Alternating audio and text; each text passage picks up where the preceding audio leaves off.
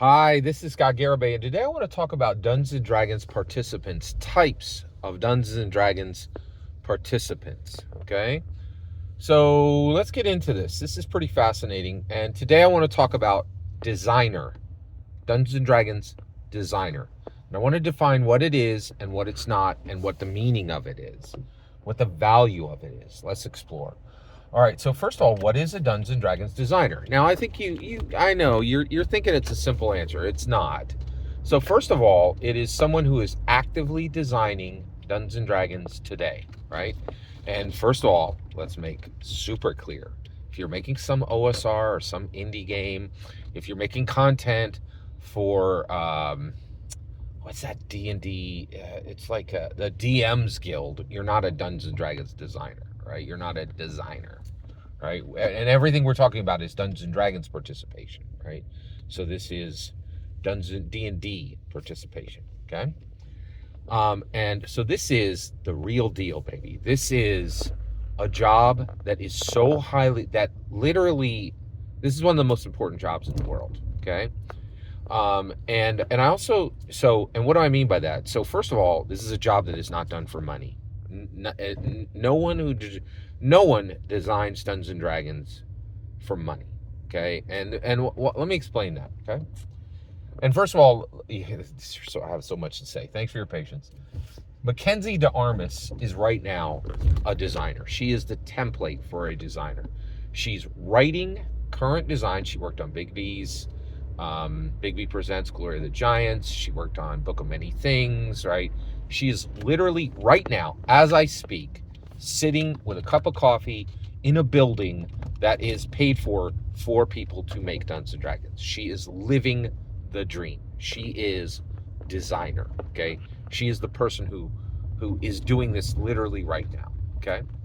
All right. So what is she and why is it important? What is designer? Okay, so first of all, if you used to design Dungeons and Dragons and you now don't, you're not a designer. Teos Abadia, perfect example. He's not a Dungeons and Dragons designer. Sean Merwin, they used to, they don't do it now. They're not a designer, right? There's different, and so what are they? Well, probably back to being, there's something else. I want to keep this as focused as possible, but they're not a designer. This is active designing Dungeons and Dragons right now.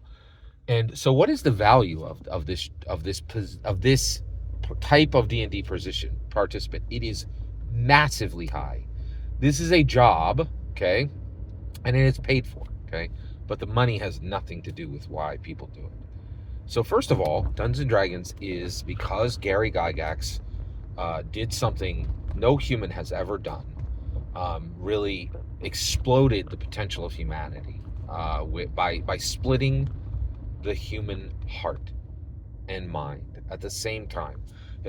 Gary Gygax is the anti-Oppenheimer. Oppenheimer taught humanity how to destroy itself.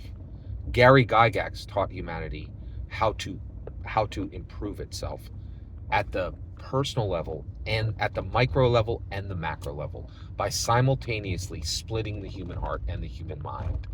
Not individual human hearts and individual human minds, but the iconic human heart and human mind, splitting them at the same time with an explosion of potential, right?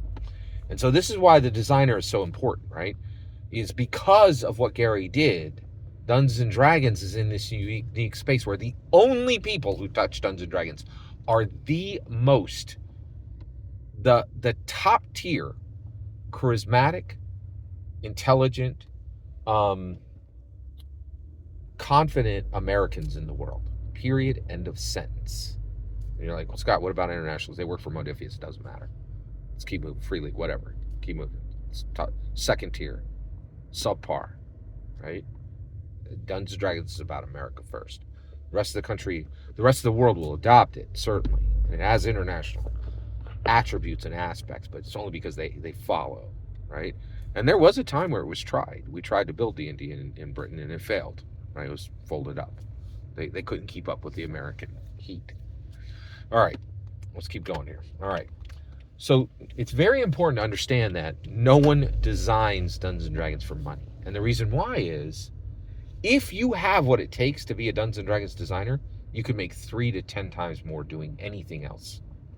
Go work for go work for any company that does anything related to math, and you'll make far more money.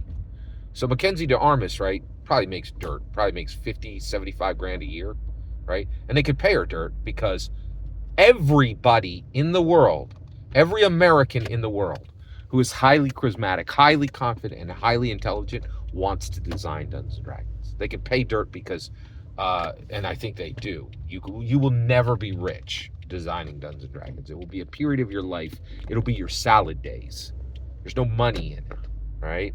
And the reason why is you have to be so smart to do it that you can make far more money going into big tech, big pharma, big finance, big anything, right? Like big energy, anything would pay you more, right?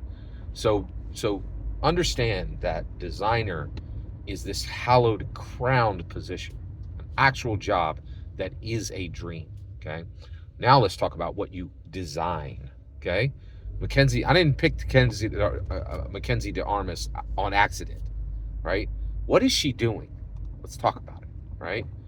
She is doing two things. Oh, hey, everybody. Here's some rules to help you cut a goblin in half. Do-de-do-de-do. Right? Here's Fandelver below. The Shattered Obelisk. Hope you have fun cutting this, this Lich in half. Or, this Illithid in half. This Mind Flayer in half. Yeah, they do that, right? But that's the shadow. What is the form? What is the substance? Right? Mackenzie DeArmas in 2023 said, listen, everybody, there's never been an autistic character in Dungeons & Dragons. You are autistic. I am autistic. We can't adventure, right? We can barely go outside of our door and do anything. Wrong! We are adventurers. We are conquerors. We are dragon slayers.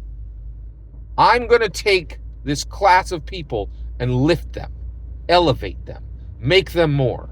Make them see themselves as more. Make them be more. Make them do more. I will lift the autistic. That's what Mackenzie DeArmas said with Dungeons and Dragons design in 2023. Why did she do that? Why did she help to improve all of humanity? Right? And when autistic people are lifted up, we are all lifted up because they were marginalized and they were forgotten. Right? But she's saying, no, you are an adventurer. You are a dragon slayer. It doesn't matter if you struggle to talk to people.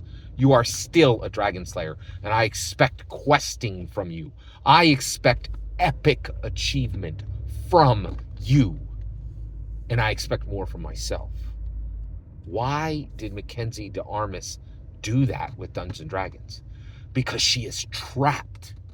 She is captured. She is bound heart, mind, and soul by Gary Gygax's legacy. She sees him. She sees him and says in 1974, Gary Gygax did not change America. He changed the world. He set a new path for human evolution where no one is marginalized. No one is left behind. No one is ever unseen or unforgotten.